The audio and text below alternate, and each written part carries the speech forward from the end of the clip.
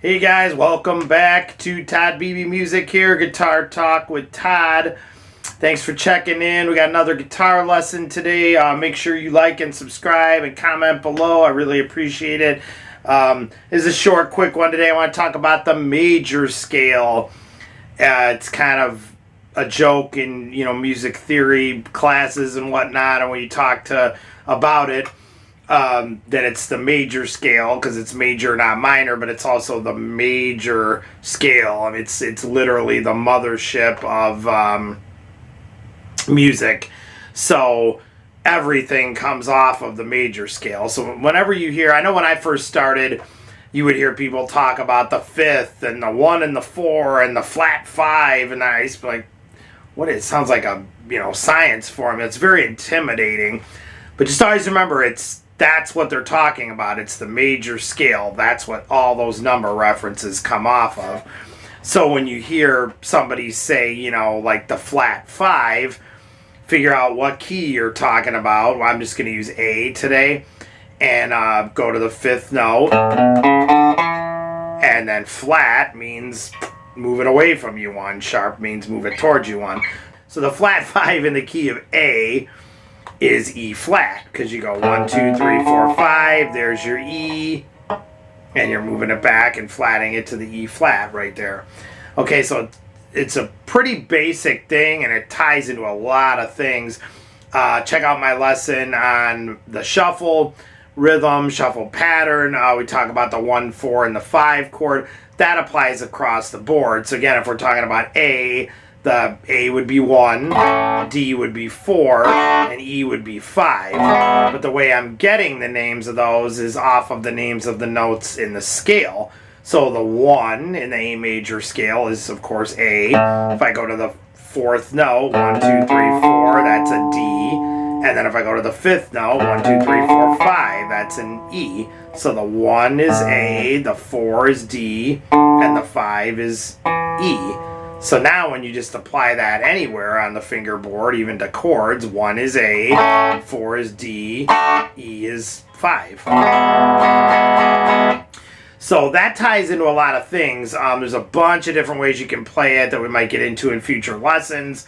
The way I usually teach my students the pattern right away is play the top 2 strings like this. I'm going to put a little chart up for you guys to look at it too with tablature and the chord, the diagram of the scale and everything. But check out this pattern here. I think is the easiest for people to pick up right away. It's the first one I learned, and I teach it to all my students. So first of all, remember your root notes on the top string are telling you the name of the scale. So the pattern never changes. So if I say play the A major scale, we're doing, and then it could be a 2-octave scale. And you could keep going if you wanted to. There's other patterns to get out of that too. But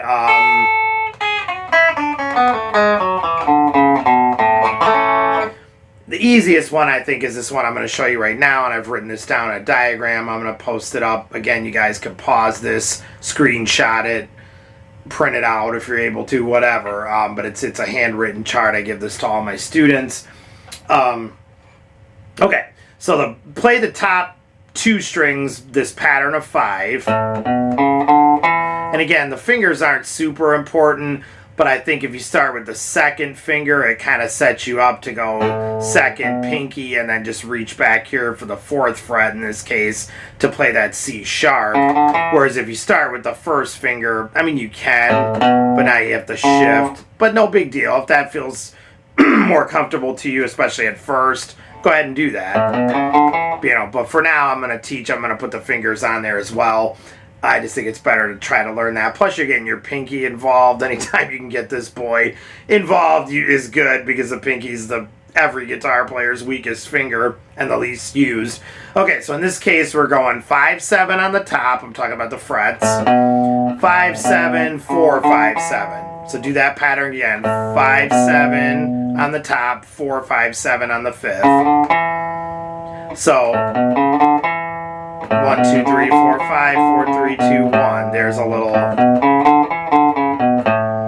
Okay, now drop down to the 2nd string and play that exact same pattern you just did. 5, 7, 4, 5, 7. So 5, 7 on the 2nd string, 4, 5, 7 on the 1st. So you got on the top and then the same pattern on the first 2. So top 2 strings, bottom 2 strings. Same pattern. 2, 4, 5, 1, 2, 3, 4, 5. Okay, so now you're already, over halfway there. You've got 4 out of the 6 strings memorized. So now let's just look at the middle 2.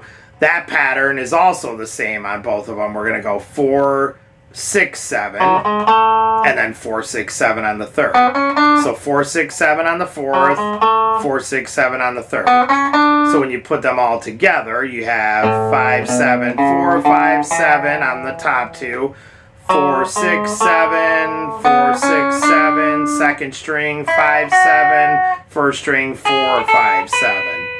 So the whole thing.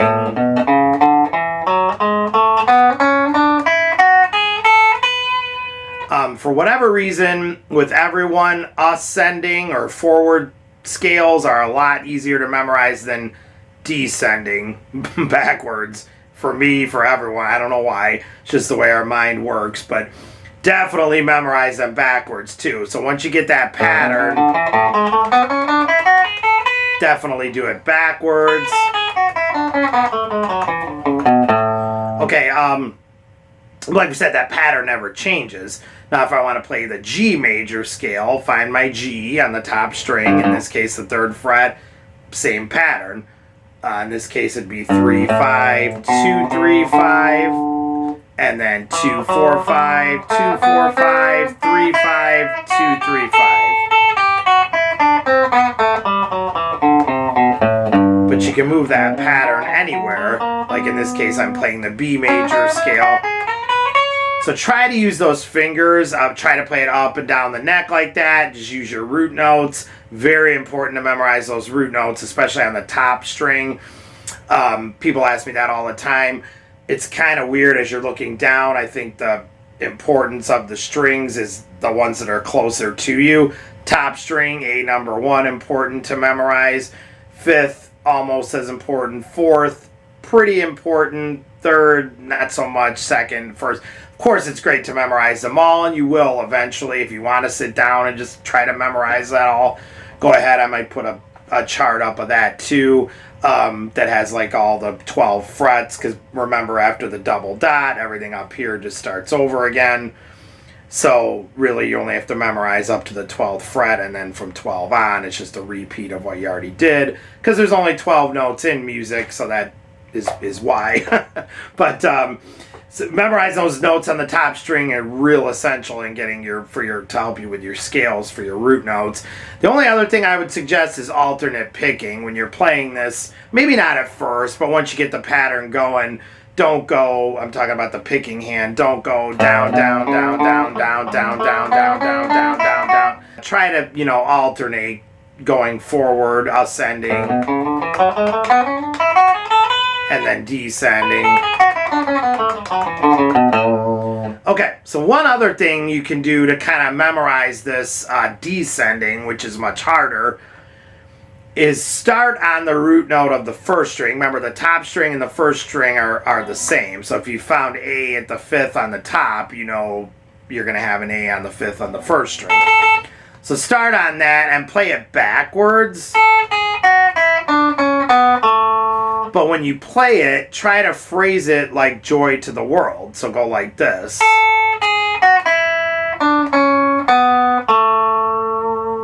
If I just play that as notes,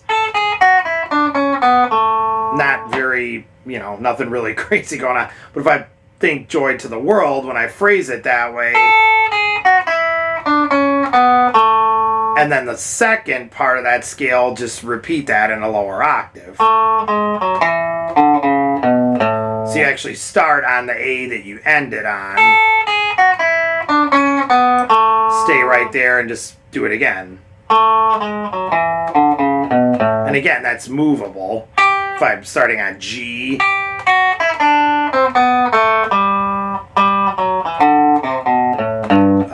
D up here at the 10th fret,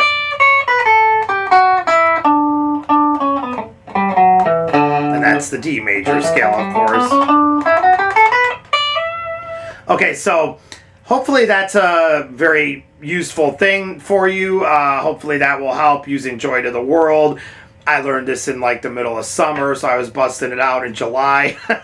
But so what? We all know that melody, and that's kind of the point, you know, that if you play a wrong note, it's like, whoa, you can hear it right away, and that's the point. So hopefully that is a great thing for you to throw into your arsenal of tricks, or maybe if you're not familiar with the major scale, now you are. And remember all the numbers. If somebody's talking about the 6, 1, 2, 3, 4, 5, 6, there's F sharp. That's our 6th for the key of A. That's what they're referring to as the majors. That is the mothership of music. Everything comes off of that. We're going to be using it a lot more. But hopefully that helps. If you got any comments, questions, leave them down below. I'll definitely get back to you. Thanks a lot, you guys, for checking in. Hopefully you enjoyed that one. As always, comment below and definitely subscribe. Like I said, please comment if you got questions. I'll definitely get back to you. Go ahead and leave them below. And as I always like to say, hook up with your local guitar teacher. Support your local guitar teachers. You're always going to get better results as a one-on-one. So use all these YouTube videos as kind of like a supplement, but definitely hook up with you know, your local guitar teachers. Support them, and I'm all about that. So find a good one, and you'll definitely get way more results faster. So thanks again, you guys, for checking in. Please like, subscribe below and all that, and stay safe and love your dogs, and we'll see you guys again. Take care.